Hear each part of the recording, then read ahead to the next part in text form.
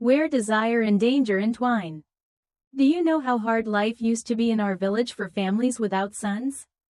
At village meetings, my father never had the right to speak. On New Year's Eve, my mother was not allowed to sit at the main table. Even when the brothers divided up the family property, we were given only the old mud house, leaking from all sides. When I was 5, my mother became pregnant again. Hello. Thank you for visiting the little house with grass and trees.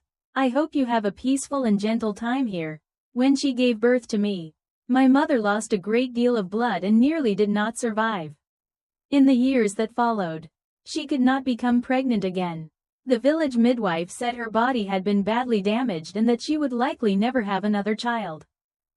The year the family property was divided with eldest uncle, I was 4. My father was furious. He had spent most of the money and effort building the new house. Yet all we were given was the old mud house. Aunt-in-law lifted her shirt to nurse her baby and said, "You don't even have a son. What do you need a big house for? Look at my place, 3 sons. When they marry, they'll need somewhere to live."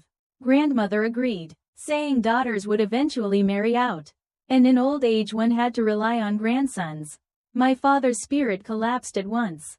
Now it may sound absurd, but back then it was normal to think that grandsons were family while daughters were outsiders. My father walked out of the main house and sat with his head lowered on a large stone in the yard. The moon was bright, casting a thick shadow beside him. I walked over and wrapped my arms around his neck from behind. "Dad, when I grow up, I'll take care of you and Mom." He patted my hand, his voice trembling. "Good, Shasha is a good girl." In the end, we moved into the mud house. Our yellow ox and all the farming tools were given to eldest uncle. We were left with only an old foot-powered rice thresher that was about to fall apart.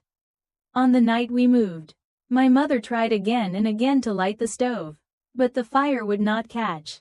The house had been built by my great-grandfather with yellow clay bricks and a thatched roof. It had been empty for too long, dampness still lingering inside. One whole box of matches was used up.